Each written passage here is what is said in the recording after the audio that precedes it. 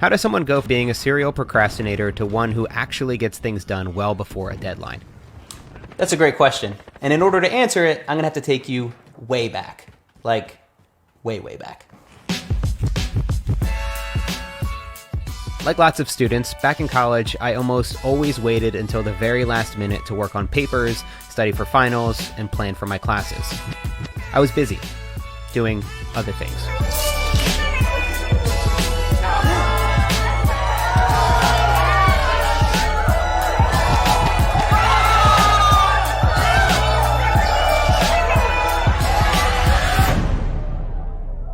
And those problems compounded towards the end of my senior year. After months of putting off a meeting with my guidance counselor, I finally relented and cleared some room from my really busy schedule to sit down with her. But it turns out that I was already too late. She informed me that I didn't have the right credits to graduate. Apparently, I'd done a really bad job of planning out my classes.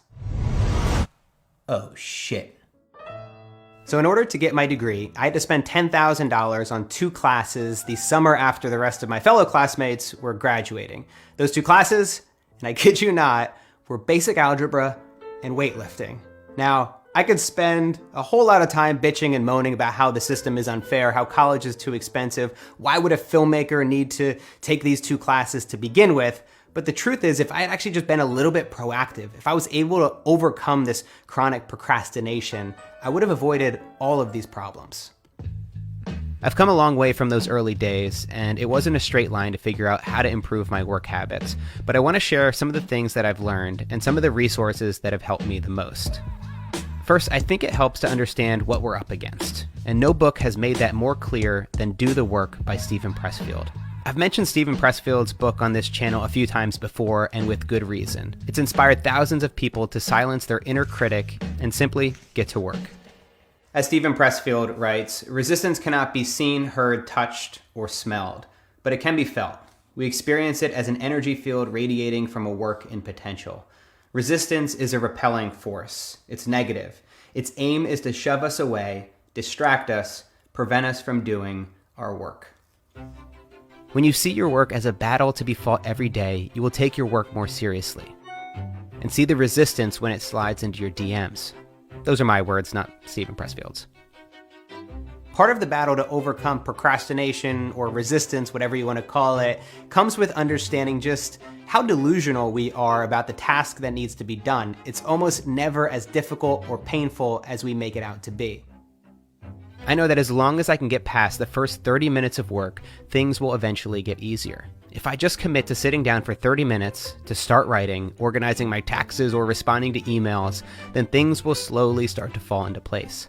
It's that blank page that's most paralyzing. But something amazing happens when your brain starts to kick into gear. You enter a state of flow.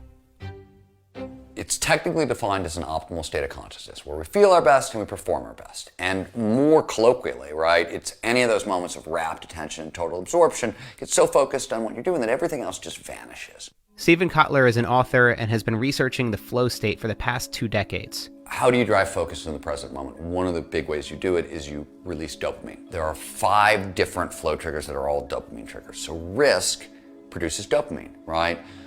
Whenever we take a risk, we get dopamine. Dopamine is how the brain fires us up for taking that risk. Whenever we encounter novelty, we get dopamine. Complexity produces dopamine. Unpredictability produces dopamine, and so does pattern recognition, which is the linking of ideas together. By utilizing flow triggers, we prime our brains to get to work. Stephen suggests instead of staring at a blank page, you might want to start by editing something you've already written. That flow trigger would be pattern recognition. He's also got a clever way to do mundane tasks that I wish I knew about back in college. I spend a lot of time reading textbooks these days, which is not the most exciting thing to do, but I love to do it. I always go someplace new because I want the novelty, because it's going to produce dopamine, which is going to tighten focus and, hopefully drive me into flow while I'm reading. But one way or another, when you get more dopamine in your system, learning rates go up as a general rule also. So going and doing my homework, basically, the hard stuff I've got to do my job, just in different coffee shops that I would not normally go to, that little bit of novelty is enough. I'll be going more into Steven's work and the flow state in a video in a couple of weeks.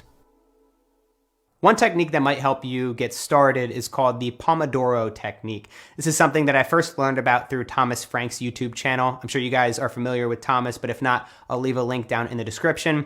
It's very simple. Essentially, you set a timer and you work for 25 minutes, and then you take a 5-minute break, and you repeat that over and over again.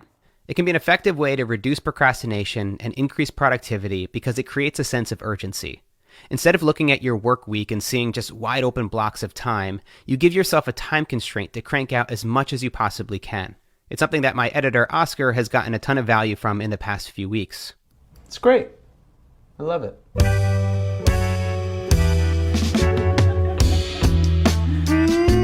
I've never personally followed the Pomodoro technique, but I have used timers to create that sense of urgency, as well as to take a break from staring at a screen all day. Generally, what I do is I'll set a timer for 60 minutes, and then I'll start working. A lot of times I forget about the timer. If it does ring and I feel compelled to step away from my work, it's a nice break, so I'm not always just staring at a screen hour after hour every single day. So if you're working on a very big project, let's say something that's going to take you more than one day, maybe weeks or months, what's helped me is to create additional deadlines leading up to my final deadline. Working backwards from that true deadline, I can break my project up into multiple milestones, leaving some room for buffer in the event that things take longer than expected. Hint, things always take longer than expected. Even creating weekly meetings and personal check-ins on your calendar can be a great way to help you stay on track and accountable. Now, my wife Natalie and I, as many of you know, got married at a drive-through wedding in Vegas. Yes, that's really a thing that we did. But we are also planning right now a wedding in Italy. And this has been something that has certainly created a lot of stress in, well, I want to say my life, but really Natalie's the one that's doing all the work. Since the beginning, Natalie has had a very difficult time wrangling me and getting me to do the work necessary to plan the wedding. It just always seemed to me to be, well, boring, but also it just seemed crazy that there was just so much time. We had a year and a half to plan this thing. It always seemed like there would be more time or a better time to actually get the work done. But as I'm aware from past experiences, if I continued with that mentality, it could lead to devastating consequences. Oh, shit. So I suggested that Nat and I schedule 1-hour meetings every Monday night at 7 p.m. Most weeks there would be things to discuss, decisions to make, and plans to coordinate. Instead of having Natalie hound me every week with things to do, and instead of me putting things off week after week, we had a set time to meet up, to collaborate, to discuss things, and to get things done. And importantly for me, I had a deadline every week at 7 p.m. on Monday to turn things into my boss, Natalie, to turn things into Natalie. I've also found it helpful to create rewards for myself. There are many days where I have the urge to play video games first thing in the morning instead of getting straight to work. The difficulty and uncertainty of my work sometimes seems daunting, while on the other hand, playing video games seems relaxing and therapeutic. Oh, come on, dude! This thing is broken.